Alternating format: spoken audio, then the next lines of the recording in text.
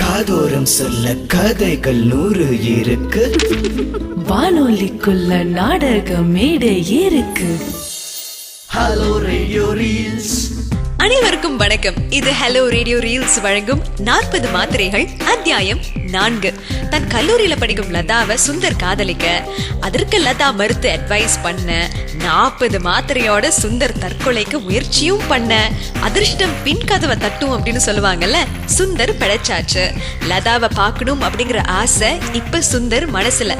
Latha left and right சுந்தர திட்டிட்டு இருக்கா. சுந்தரமூர்த்தி தான் பாவம் உடஞ்சு போயிட்டான்.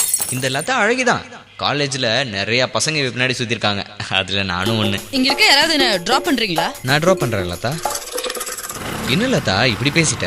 ராஜா ப்ளீஸ் எதுவும் பேசாதீங்க. ஒரு உயிர்னா அவ்வளவு லேசா என்ன? இருந்தாலும் ராஜா நீங்க பாருங்க, உங்க படிப்பு உண்டு, நீங்க உண்டுன்னு இருக்கீங்க, ஒரு லட்சியத்தோட படிக்கிறீங்க. படிக்கிற வயசுல காதல் கீதல்னு வாழ்க்கைய வேஸ்ட் பண்ணாம இருக்கணும். ஒருவேளை சுந்தர் இப்படி செய்யலனா எனக்கு அவன் மேல காதல் வந்திருக்கலாம். ஒரு கோழையா வாழ்க்கையில வேலை என்ன சாதிப்பான்? பட் லதா அவன் ரொம்ப நல்லவன், உன் மேல உயிரே வச்சிருக்கான். இல்ல ராஜ், எதிர்த்து நிக்கணும், காதலுக்காக சாதிக்கணும், இப்படி உயிரை விடக்கூடாது. சரி ராஜ், வீடு வந்துடுச்சு, தேங்க்ஸ் ஃபார் டிராப்பிங். அப்புறம் சுந்தர கொஞ்சம் பாத்துக்கோங்க. ராத்திரி நேரம், குளிர் வேற, ஒரு பொண்ணோட, அதுவும் ஒரு டைம்ல நேசிச்ச பொண்ணோட வரும்போது ஒரு சுகம்தான். இருந்தாலும் சுந்தரோட நிலைமை என்ன எதுவுமே தோண விடாம செஞ்சிச்சு. நான் என்னைக்கும் போய் லவ் எல்லாம் சொல்லல, திடீர்னு வந்துச்சு, திடீர்னு போயிடுச்சு, அது காதலும் இல்ல.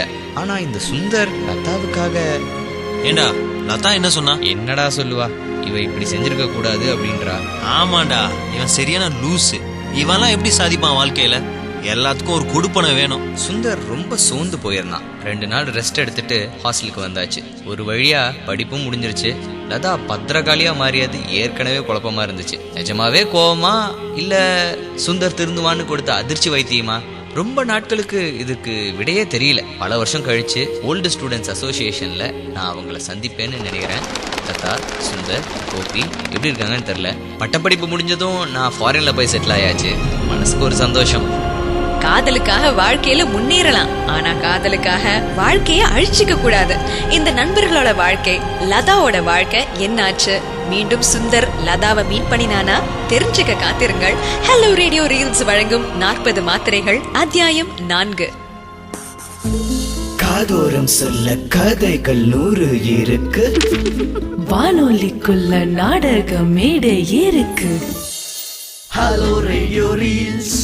Brought to you by Aachi Masala, the mother of good taste. Powered by Fair and Handsome, whitening face wash gel for men.